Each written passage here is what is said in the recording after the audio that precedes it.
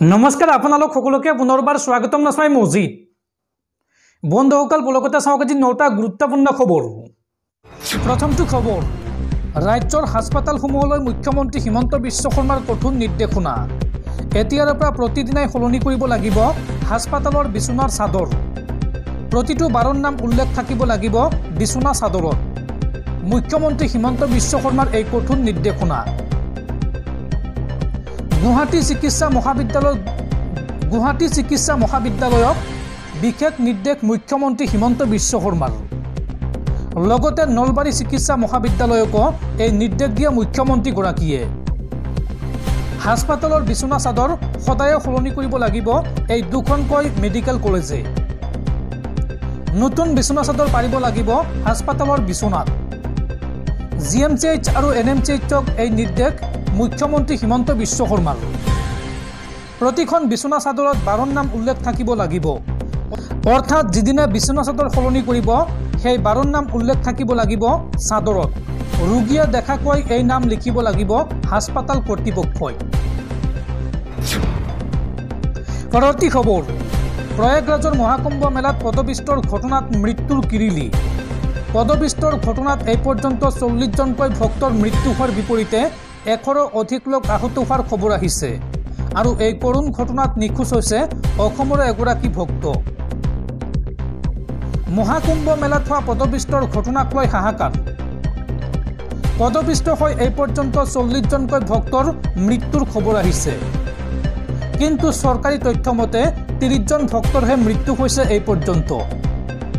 এই ঘটনাত আহত 100ৰো অধিক ভক্ত হাস্পাতালত চিকিৎসাধীন।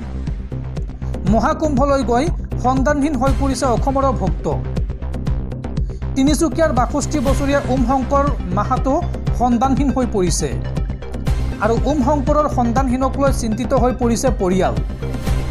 লগজনৰ সম্বেদ পালে এই দুটা নম্বৰৰ যিকোনো এটা নম্বৰত ফোন কৰি জনোৱাৰ আহ্বান জনাইছে পৰিয়ালটোৱে। উল্লেখযোগ্য যে মৌনী অমাৱস্যাৰ অমৃত স্নানৰ বাবে সমবেত হৈছিল লাখ লাখ ভক্ত। ত্ৰিবেণী সংগমত লাখ লাখ ভক্তৰ ভিৰৰ মাজতে ঘটিল এই ভয়ংকৰ অঘটন।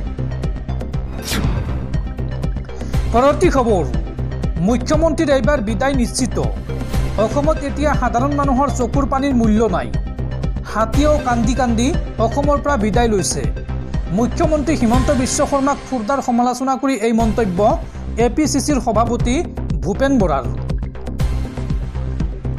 অসমত এতিয়া সাধাৰণ মানুহৰ চকুৰ পানীৰ মূল্য নাইকিয়া হৈছে। হাতীও এতিয়া অসমৰ পৰা কান্দি কান্দি বিদায় লৈছে। অসমৰ হাতী নি অৰুণাচলৰ বুলি বিক্ৰী কৰে। মহ যাব, এতিয়া গাহৰিও যাব। থলুৱা যুৱক যুৱতীসকলৰ কাম কাজক লৈ মুখ্যমন্ত্ৰী ব্যস্ত নহয়। মুখ্যমন্ত্ৰীৰ বিদায় এতিয়া যে নিশ্চিত সেয়া তেওঁ গম পাইছে। মুখ্যমন্ত্ৰী হিমন্ত বিশ্ব শৰ্মাক খুৰদাৰ সমালোচনা কৰি এই মন্তব্য APCCৰ সভাপতি ভূপেন বৰাৰ। দৰ্শকসকল আৰু বহুতো গুৰুত্বপূৰ্ণ খবৰ আছে। তাৰ আগতে আপোনাক জনাওঁ যে যদি আপুনি এতিয়ালৈকে এইটো ভিডিঅ'ত লাইক কৰা নাই তেন্তে এতিয়াই ভিডিঅ'টোত লাইক কৰি দিয়ক। আৰু এনেকুৱা ধৰণৰ ভিডিঅ'সমূহ নিতৌ চাবলৈ চেনেলটো ছাবস্ক্ৰাইব কৰি কাষত থকা বেল আইকনটো প্ৰেছ কৰি ৰাখক। পৰৱৰ্তী খবৰ, 1 তাৰিখৰ পৰা ৰাজ্যৰ লাখ লাখ লোকে লাভ কৰিব বিনামূলীয়া চাউল। আপুনিও লাভ কৰিব বিনামূলীয়া চাউল। আৰু এতিয়াৰ পৰা 1 গ্ৰামৰ চাউল কমকৈ দিব নোৱাৰিব সুলভ মূল্যৰ দোকানীয়ে। যদি আপোনাক সুলভ মূল্যৰ দোকানীয়ে চাউল কমকৈ দিয়ে অথবা কিবা অসুবিধাত পৰে তেন্তে সেই সম্পৰ্কে আপুনি পোনপটীয়াকৈ জনাব পাৰিব চৰকাৰক।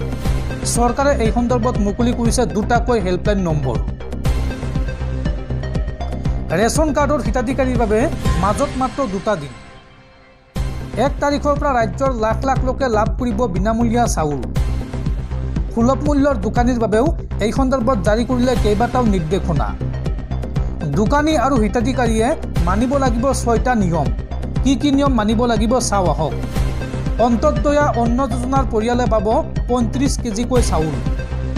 আৰু অগ্ৰাধিকাৰপ্ৰাপ্ত পৰিয়ালৰ প্ৰতিগৰাকী সদস্যই লাভ কৰিব 5 কেজিকৈ চাউল। 1 তাৰিখৰ পৰা আৰম্ভ হ'ব অন্ন সেৱা দিন। এইকেইটা দিনত দিনজোৰাকৈ খোলা ৰাখিব লাগিব দোকান। আৰু 1 গ্ৰাম চাউলৰ হিতাধিকাৰীৰ পৰা কাটি ৰাখিব নোৱাৰিব সুলভ মূল্যৰ দোকানীয়ে। হিতাধিকাৰীক প্ৰদান কৰিব লাগিব EPOS মেচিনৰ ৰচিদ। সঠিক পৰিমাণৰ চাউল নাপালে হিতাধিকাৰীয়ে দিব পাৰিব অভিযোগ। আপোনাৰ এই সন্দৰ্ভত কিবা অভিযোগ থাকিলে ডায়েল কৰক 1800-345-3611। চাউল কমকৈ দিলেও এই নম্বৰত দিব পাৰিব অভিযোগ। লগতে 1967 এই নম্বৰতো আপুনি দিব পাৰিব অভিযোগ। চৰকাৰে মুকলি কৰিছে এই দুটাকৈ হেল্পলাইন নম্বৰ। পৰৱৰ্তী খবৰ, ছৌদি আৰবত ভয়ংকৰ পথ দুৰ্ঘটনাত 9 গৰাকী ভাৰতীয় লোকৰ মৃত্যু। ছৌদি আৰবত গাৰ্নম শিয়ৰি উঠা ভয়ংকৰ পথ দুৰ্ঘটনা, আৰু এই ভয়ংকৰ পথ দুৰ্ঘটনাত 9 গৰাকী ভাৰতীয় লোকৰ মৃত্যু হোৱাৰ লগতে আহত হৈছে আন কেইবাজনো লোক। ভয়ংকৰ পথ দুৰ্ঘটনাত 9 গৰাকী ভাৰতীয়ৰ কৰুণ মৃত্যু। ছৌদি আৰবত গাৰ্নম শিয়ৰি উঠা ভয়ংকৰ পথ দুৰ্ঘটনা। নিয়ন্ত্ৰণ হেৰুৱাই দুৰ্ঘটনাত পতিত হয় এখন 4চকীয়া বাহন, আৰু এই দুৰ্ঘটনাত কেইবাজনো লোক আহত হোৱাৰ খবৰ আহিছে। ঘটনাক লৈ ভাৰত চৰকাৰৰ তৰফৰ পৰা দুখ প্ৰকাশ কৰিছে, আৰু হতাহত লোকৰ পৰিয়ালৰ সৈতে যোগাযোগ স্থাপন কৰিছে ভাৰত চৰকাৰে। ছৌদিৰ জেদ্দা চহৰত সংঘটিত হৈছে এই ভয়ংকৰ পথ দুৰ্ঘটনা।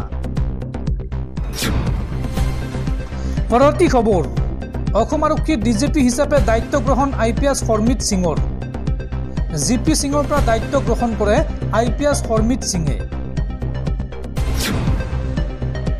পৰৱৰ্তী খবৰ, ছোৱালীসকলৰ বিয়াৰ সময়ত চৰকাৰে দিব 1 লাখকৈ টকা, আৰু ছাত্ৰ ছাত্ৰীসকলক দিয়া হ'ব বিনামূলীয়া কোচিং, লগতে পাব 10 লাখ টকাৰ বীমা। দিল্লী বিধানসভা নিৰ্বাচনৰ পূৰ্বে দিল্লীৰ জনতালৈ এইদৰে 16টাকৈ বৃহৎ প্ৰতিশ্ৰুতি দিছে আম আদমি পাৰ্টিয়ে। এই বৃহৎ ঘোষণা কৰিছে আম আদমি পাৰ্টিৰ মুৰব্বী অৰবিন্দ কেজৰিৱালে। দিল্লীত কেজৰিৱাল চৰকাৰে জনতাৰ বাবে দিলে কেইবাটাও গেৰাণ্টি। কি কি গেৰাণ্টি দিছে চাওঁ আহক। 1 নম্বৰত কোৱা হৈছে অহা 5 বছৰৰ বাবে যুৱক যুৱতীসকলক কৰ্মসংস্থাপন প্ৰদান কৰা হ'ব। তাৰ পিছত আৰু কি কি কৈছে চাওঁ আহক। প্ৰতি মাহে 2100 টকা প্ৰতিগৰাকী মহিলালৈ প্ৰদান কৰিব দিল্লী চৰকাৰে। চৰকাৰী হওক বা ব্যক্তিগত হওক, প্ৰতিগৰাকী বৃদ্ধৰ বিনামূলীয়া চিকিৎসা কৰা হ'ব। খোৱাপানীৰ বিল ৰেহাই দিয়া হ'ব প্ৰতিগৰাকী ব্যক্তিক, আৰু প্ৰতিটো ঘৰতে 24 ঘণ্টাই উপলব্ধ হ'ব খোৱাপানী। যমুনাক পৰিষ্কাৰ কৰা প্ৰতিশ্ৰুতি আম আদমি পাৰ্টিৰ, আৰু বহিৰ্ৰাজ্যত পৰা দলিত সম্প্ৰদায়ৰ ল'ৰা ছোৱালীৰ সমগ্ৰ খৰচ বহন কৰিব দিল্লী চৰকাৰে তথা আম আদমি পাৰ্টিৰ চৰকাৰে। ছাত্ৰ ছাত্ৰীসকলে বাছত বিনামূলীয়া যাত্ৰা আৰু মেট্ৰ' ভাড়াত বিশেষ ৰেহাই লাভ কৰিব। বিশ্বমানৰ পথ নিৰ্মাণ কৰাৰ প্ৰতিশ্ৰুতি আম আদমি পাৰ্টিৰ। 18,000 টকা প্ৰতিমাহে পুৰোহিত আৰু সন্যাসীলৈ প্ৰদান কৰিব আম আদমি পাৰ্টিৰ চৰকাৰে। আৰু ভাড়াতীয়াৰ বাবে পৃথক পৃথক বিদ্যুৎ মিটাৰৰ ব্যৱস্থা কৰিব আপ চৰকাৰে। লগতে আধুনিক নলা ব্যৱস্থা নিৰ্মাণ কৰা হ'ব, আৰু নতুন ৰেচন কাৰ্ড তৈয়াৰ কৰা হ'ব। অৰ্থাৎ দিল্লীৰ লাখ লাখ জনতাক নতুনকৈ দিয়া হ'ব ৰেচন কাৰ্ড। আৰু কন্যাৰ বিয়াৰ বাবে সকলো অটো চালকলৈ 1 লাখ টকা, আৰু ল'ৰা ছোৱালীক বিনামূলীয়া কোচিং আৰু 10 লাখ টকাৰ বীমা প্ৰদান কৰা হ'ব। লগতে সকলো RWৰ বাবে নিৰাপত্তাৰক্ষী নিয়োগ কৰিবলৈ মাহিলী ধন যোগান ধৰা হ'ব। কেজৰিৱাল চৰকাৰৰ এই গেৰাণ্টিৰ উপৰিও অব্যাহত থাকিব পূৰ্বৰ সকলো সা সুবিধাসমূহ। দিল্লী বিধানসভা নিৰ্বাচনৰ পূৰ্বে দিল্লীৰ জনতাক এইদৰে 16টাকৈ বৃহৎ প্ৰতিশ্ৰুতি দিছে আম আদমি পাৰ্টিয়ে। পৰৱৰ্তী খবৰ, গুৱাহাটীবাসীলৈ অশনি সংকেত। বায়ু প্ৰদূষণৰ ক্ষেত্ৰত এইবাৰ দিল্লীক অতিক্ৰম গুৱাহাটীৰ। বুধবাৰে গুৱাহাটীৰ বায়ুৰ সৰ্বোচ্চ গুণমান সূচাংক হ'লগৈ 400। বায়ু প্ৰদূষণে ভয়াৱহ ৰূপ লৈছে গুৱাহাটীত। বায়ু প্ৰদূষণৰ ক্ষেত্ৰত ৰাষ্ট্ৰীয় ৰাজধানী দিল্লীকো অতিক্ৰম কৰিছে গুৱাহাটী মহানগৰীয়ে। ৰাজ্যত শীতৰ প্ৰকোপ বৃদ্ধিৰ লগে লগে বায়ু প্ৰদূষণ ভয়াৱহভাৱে বৃদ্ধি পোৱা দেখা গৈছে।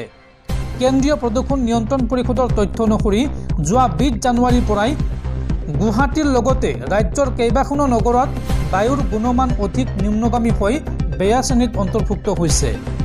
কেন্দ্ৰীয় প্ৰদূষণ নিয়ন্ত্ৰণ পৰিষদৰ তথ্য অনুসৰি যোৱা সপ্তাহতকৈ চলিত সপ্তাহত গুৱাহাটীৰ বায়ুৰ গুণমান সূচাংক অধিক নিম্নগামী হৈছে। বুধবাৰে গুৱাহাটীৰ বায়ুৰ সৰ্বোচ্চ গুণমান সূচাংক হৈছে 400, আৰু সৰ্বনিম্ন সূচাংক 304। পৰিষদৰ তথ্য অনুসৰি গুৱাহাটী মহানগৰৰ গড় সূচাংক হৈছে 348। এই সূচাংকই গুৱাহাটীৰ বায়ু প্ৰদূষণ ভয়ংকৰ অৱস্থাকে সূচাইছে। উল্লেখযোগ্য যে কেন্দ্ৰীয় প্ৰদূষণ নিয়ন্ত্ৰণ পৰিষদে AQI 0 পৰা 50ৰ ভিতৰত থাকিলে ভাল, 51 পৰা 100ৰ ভিতৰত থাকিলে সন্তোষজনক আৰু 101 পৰা 202ৰ ভিতৰত থাকিলে মধ্যমীয়া বুলি গণ্য কৰা হয়। ইয়াৰ বিপৰীতে 201 পৰা 300ৰ ভিতৰত থাকিলে বেয়া আৰু 301 পৰা 400ৰ ভিতৰত থাকিলে অতি বেয়া হিচাপে গণ্য কৰা হৈছে। গুৱাহাটীত যেহেতু 400 পাৰ হৈছে, গতিকে গুৱাহাটীৰ বায়ু বৰ্তমান অতি বেয়া।